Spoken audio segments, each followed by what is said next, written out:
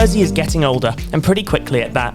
In the last census, it was recorded that the number of people aged over 65 grew by 29% between 2011 and 2021. Given this fact, it's more important than ever that we listen to the concerns of older islanders and take their health and quality of life seriously. In this episode of Bailiwick Podcasts, I, Charlie Flynn, spoke to Rosemarie Finley, the CEO of Family Nursing and Home Care. One of Jersey's oldest charities, they have been helping islanders live and age well since 1899. In the next half hour, we talk about the importance of community health, some of the everyday tips and tricks the older generation can use to age gracefully, and the importance of a positive outlook on getting older.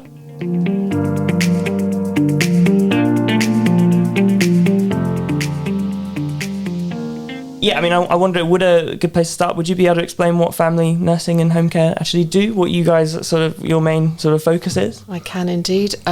We are a charity, and one of the oldest charities, if not the oldest, on Jersey.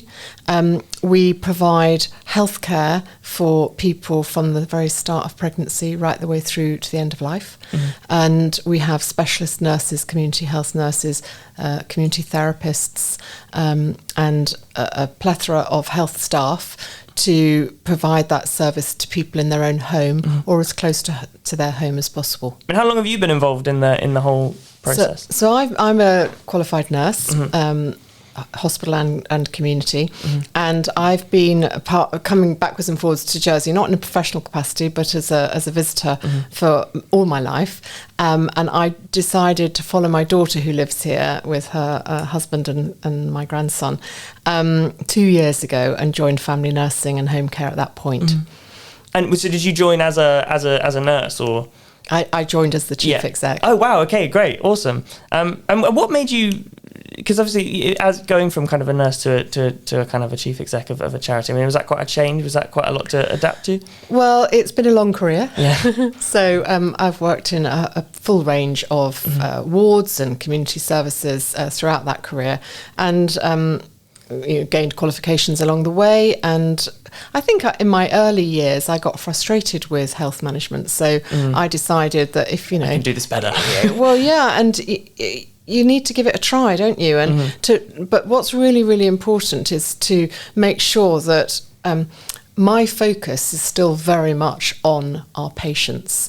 And that's the reason that I work. It's not for any other reason. So the passion for patients and for positive health outcomes is what drives me, and what drives our work at Family Nursing and Home Care. Yeah, sure. I mean, so one of the things you did recently was you had a big old conference about sort of aging well, and you got kind of all kinds of speakers in to talk about, various things. I know you had the head of public health in the government, and you had Vic from Liberate as well, kind of a whole range of people. I mean, I don't know whether you might want to talk a little bit about sort of the issues that were touched on there and everything like that. Yeah, happily. So Family Nursing and Home Care, our motto, if you like, is about starting life well, living life well, and aging well.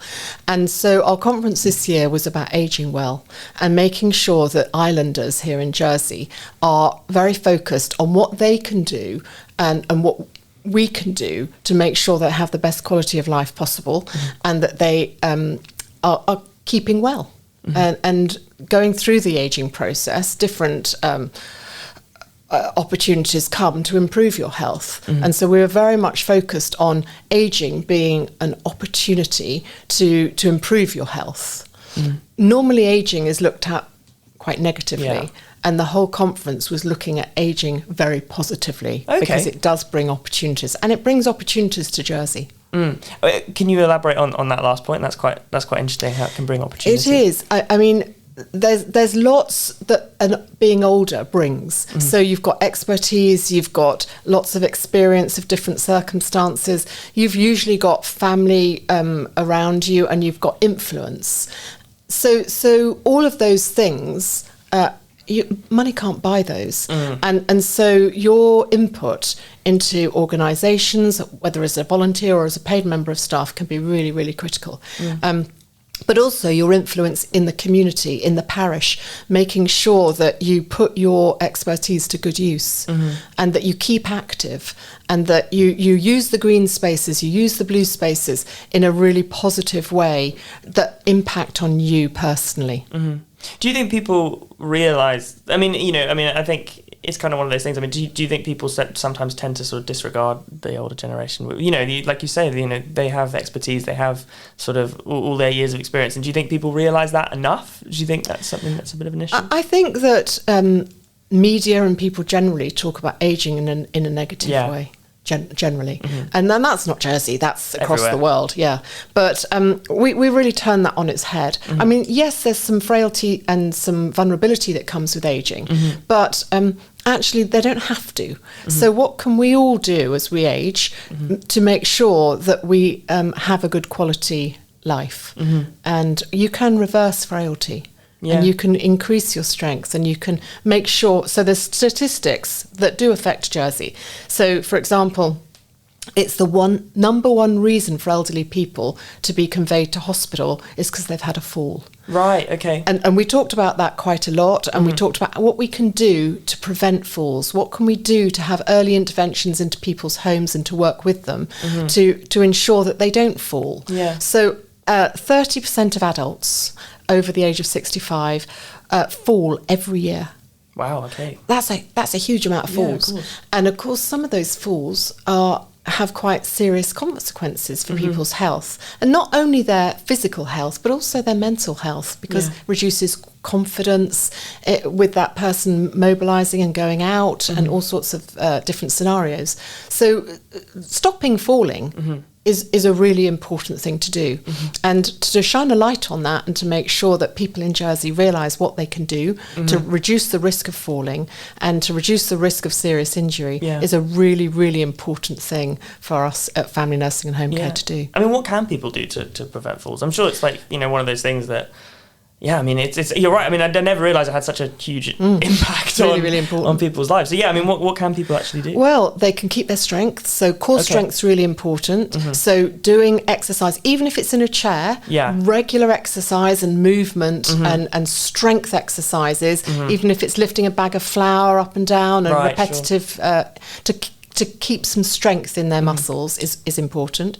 It's also important to be aware of things like how you walk, what shoes you're wearing, you know, have you got grab rails in the right place if you do lose your footing, what rugs are on the floor, you know, are they trip hazards? So look at your house with the healthcare professional, and Family Nursing and Home Care can deliver these sort of assessments in the home to look at risks, but it's also about the individual themselves, keeping their strength, eating and drinking well, and making sure that they are regularly exercising, walking, or if they can't walk, to do exercises in chairs or whatever they can do. It's important to do it.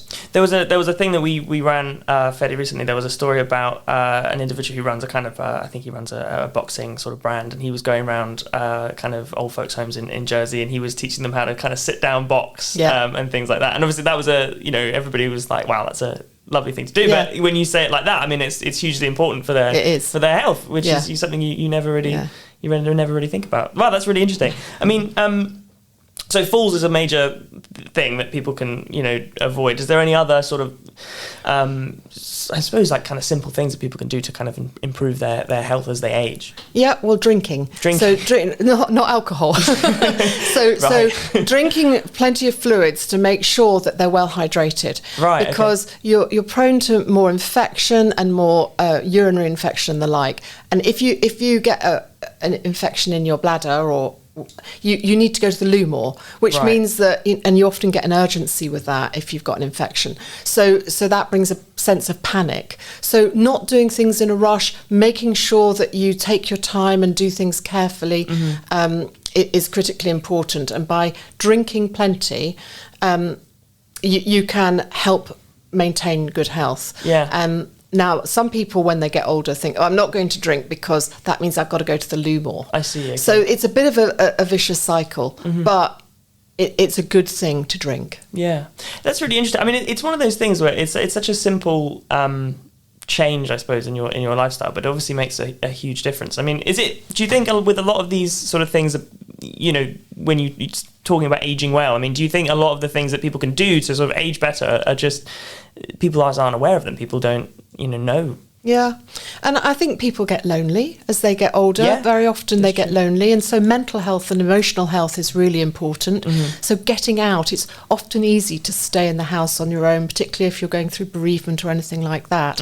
But that can lead to, loneliness is an awful thing, and that can lead to physical disease, etc. So to get out of the house and to meet other people and to keep busy is actually very, very good for your emotional health. Yeah. So all of those things play an important part. You mentioned mental health. I mean, is that something that's become a lot more prominent in your job kind of in recent years? Is that something that's kind of you've seen a bit, and especially as there's been more awareness generally about kind of mental health issues and things? I think I've certainly been aware of it throughout my career. Yeah. And we were very much schooled in the importance of mental and emotional health. I think we talk a lot about mental health issues now and not so much about emotional health issues. And there's a difference. What is that difference? So the difference really is about a mental health is caused by a chemical change and to different processes that go on physiologically and chemically. And an emotional health, and there's a lot more to it than this, I'm just trying to summarise. But an emotional health is much more short-term. It's not a long-term condition necessarily, but it's something that's impacted you on a day-by-day or hour-by-hour basis that's just tipped you a little bit and made you feel vulnerable and made you unsettled. Right, okay. And it can generally be put right relatively easily and without any interventions from health professionals or the like. But emotional health, there's a line, and there's obviously a continuum here where emotional health issues can sort of tip over into mental health issues. Yeah, of course. I mean, so do you think that emotional health, as you say, is something that particularly affects sort of older people, and that it's slightly neglected then? Is that? I think it affects all of us. Yeah, of course. Absolutely all of us at different times in our life. And at some stages we'll feel it more than others, and it just depends what's going on around us. But it is really important to get help for all of these things if your mood and your spirit is low. Yeah. I think, talking about, you were saying, people do get lonely, people get, I don't know I think especially as, the world goes a lot more online, do you think that's more prevalent? Do you think older people are getting lonely? I mean, just from your, even anecdotally from your experience. I think online can be useful, seriously useful for old people, and certainly some of the latest innovations in improving health involve computers and online programs and modules. I absolutely think that being with people is important rather than being on a screen. I don't feel that ticks the boxes in the same way that personal face-to-face contact can help. But other things can help too, like music is a great mood lifter, and helps with, and singing and things like that along with music can really help lift people out of feeling lonely or low. But doing that in a class of people is much better. So, but some of the online modules with things like that can really help. No, absolutely. Well, I suppose maybe if we kind of go back to kind of some of the physical health things we were talking about. So obviously, do you think there's in Jersey at the moment, the healthcare system's been talked about so much, and, we're always talking about the hospital and how it's getting more expensive. I mean, do you think those things are getting to the point? I mean, do you think that those, those things it's getting harder for older people to actually access the right kind of healthcare that they need? Well, we've got to focus more on community health. Right. I would say that, wouldn't I? But there's lots of innovations out there that are just phenomenal. And we have community healthcare Have Your Say events every quarter at the Pom d'Or, where we're trying to encourage islanders to come to talk to us and a whole group of health professionals about what they need, what they want, because it's really important to listen to the islanders about what it is that they feel that their healthcare system, what should it look like? How, what addresses their needs? So those events, and the next one I think is on the 28th of September, and we talk about particular issues. So in September, we're talking about respiratory problems for people. And I'll give you an example where innovation and computerization can really help with outcomes for physical as well as psychological and mental health issues. So we're looking at a wearable. So it's something that somebody would put on their arm in the same way that they might wear a watch that's telling them how many paces they've done and that sort of thing. But for people who've been diagnosed with long-term respiratory problems, there's a research program going on at the moment with Imperial College and some of the universities in London around wearing this aid, if you like, and that can identify very, very tiny changes in your temperature.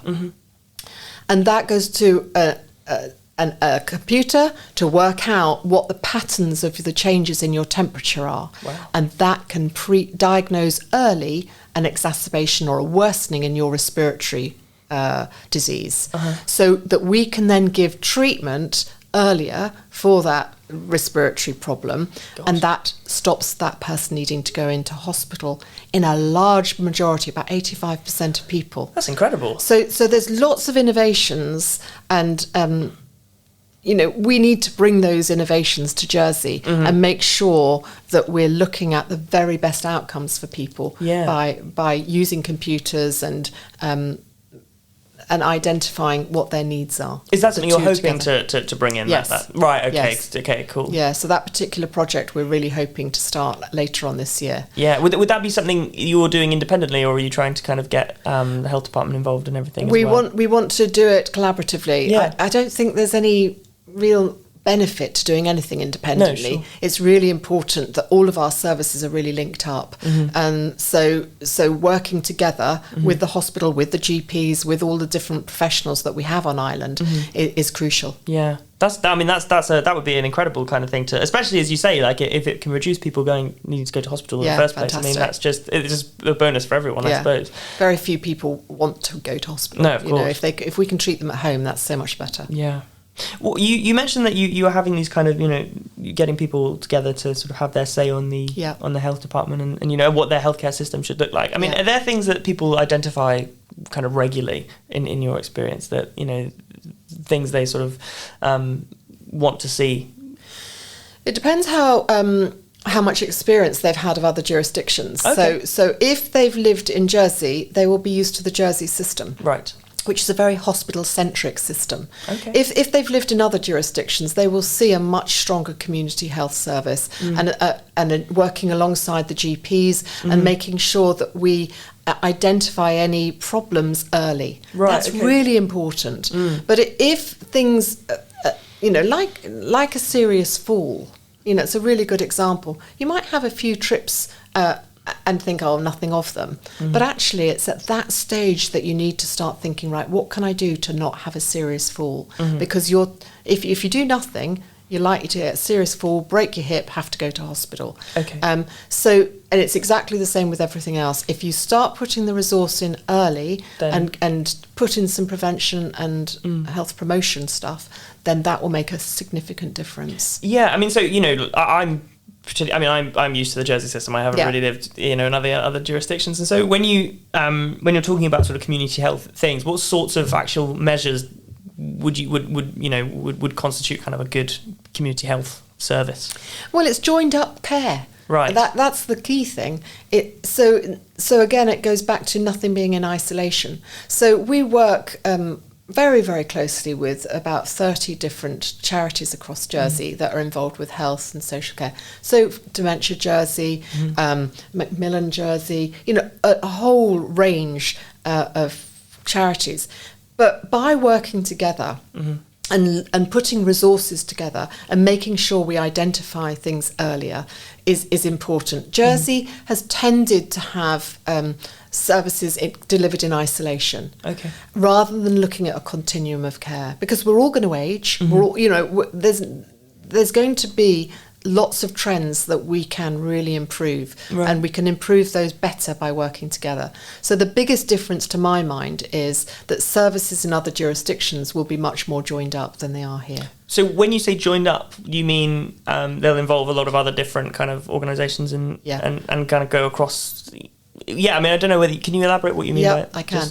So for example, if an individual is needing, say they've lost their lifelong partner or whatever, and they're in the older age, then people like Age Concern or Dementia Jersey or other charities, Mind, can all work with us and we with them to look at putting our services around the needs of that islander, so that they're not having to retell their stories loads of times, they're not having to have inefficient services delivered to them, but actually that we all get together to look at the needs of that particular islander and think, right, how can we best work with them and their family to address the needs that are prevalent today. Okay, that's interesting. So it's about making sure we understand.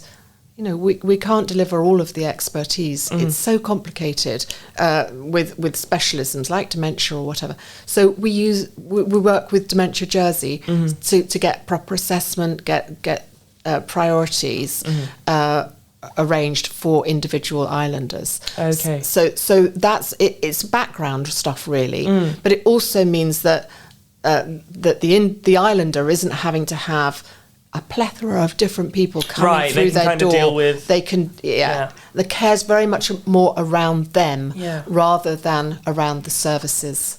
Okay, that's so it's much more individualised.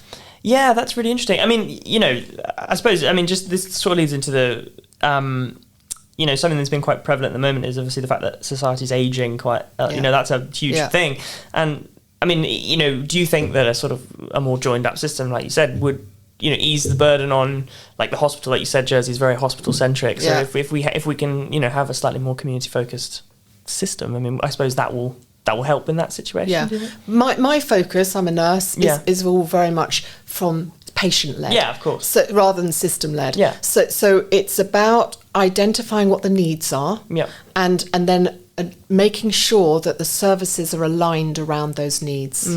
So at the moment, it's the other way around in Jersey, but we've got to flip it. And absolutely the impact of that should be that the requirement for the hospital declines. So things like outpatients, outpatient clinics in the main, where possible, should be delivered closer to islanders' homes, not in a hospital scenario.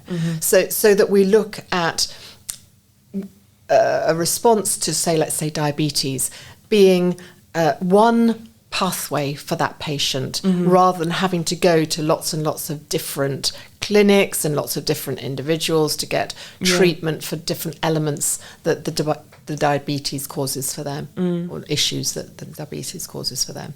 Interesting. Yeah, I mean, that's a really interesting kind of... for me, it's just really interesting because you're right, I've never really experienced... I always assume the system we have is kind of the only way to think about it, but that's really interesting. I mean, how do you this might be a slightly broad question, but I mean, how do you go about making that sort of switch, that sort of change? I mean, and what are you kind of doing to help that? Well, the community healthcare Have Your Say events is obviously the start of the process for, let's say, the next one, which is around respiratory problems for people. So we hold an event with islanders. We ask them what they want, how we can, and we talk then at a round table discussion with all the professionals about what that that event, the Community Healthcare Have Your Say event, showed us? Right. What did they tell us? Right, so then the healthcare professionals get together in a roundtable event the following week to discuss, right, what can we do quickly? We don't want to be waiting months and years. What can we do quickly to address the needs of these islanders with respiratory problems? And then, so we work together, we put together an idea of how we can address things, and some of the things are so simple. And then the longer term things, we need to talk to the health minister, to the chief minister, and other politicians and key stakeholders to make sure that we can address either it might be more resource to pay for some research or some innovation, work with different universities and areas of expertise to make sure that we're getting the best outcome for the health outcomes for the islanders. Right. So some of it's a longer burn. Some of the answers are not going to just sort of be apparent, but there are definitely short-term solutions to many of the issues. Is there an example of something that you know that's come from one of these events that's then been sort of taken on and you know, like you said, one of these kind of quick fix things? Is there an example of one of those that comes to mind? Going back to the falls, we're doing more assessments now. So earlier on in the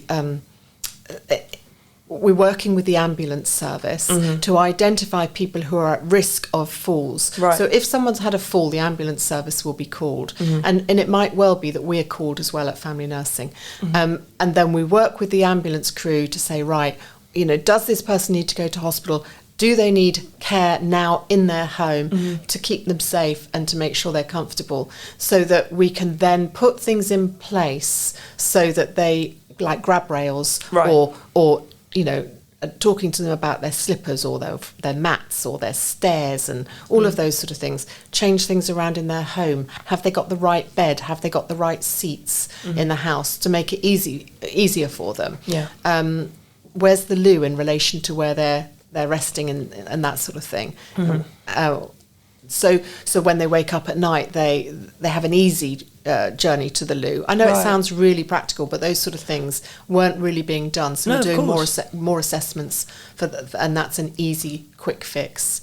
We're also starting a new type of cafe to bring older people in parishes together, so that they can have their leg ulcers or their wounds dressed on their lower limbs, which is a long old process if you've got a cut and you're elderly, or an ulcer on your leg, and then bringing in exercise classes so that people who are coming to the clinic will, after they've had their leg dressed with the wound dressed, that they participate in a little bit of social activity to help address any loneliness, and then exercise perhaps in their chairs or perhaps, you know, on a mat, depending on what their ability is, to strengthen some core muscles and to show them the sort of exercises to do at home.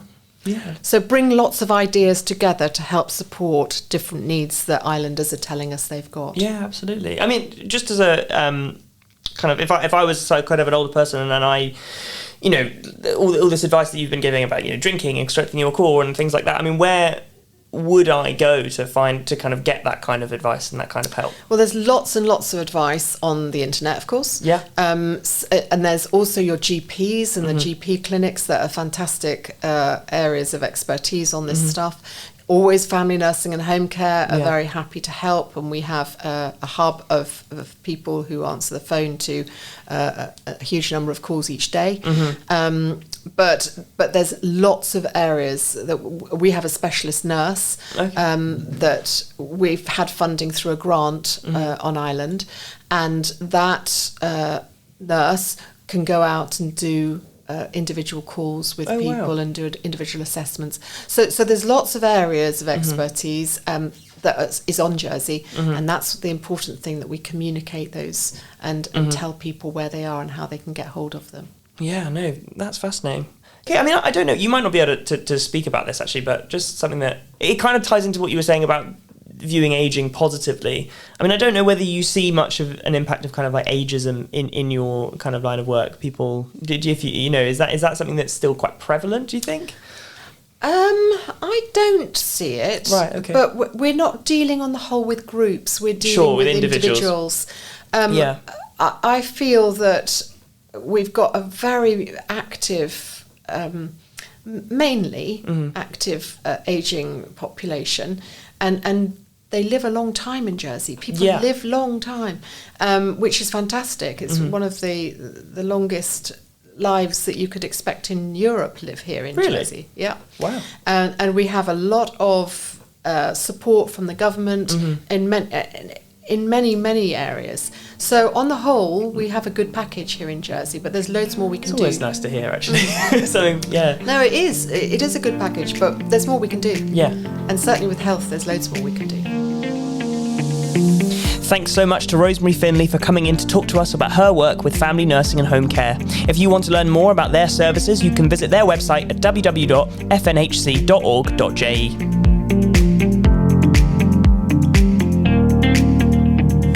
If you enjoyed this podcast, please make sure to visit bailiwickexpress.com and pick up a copy of your local JEP.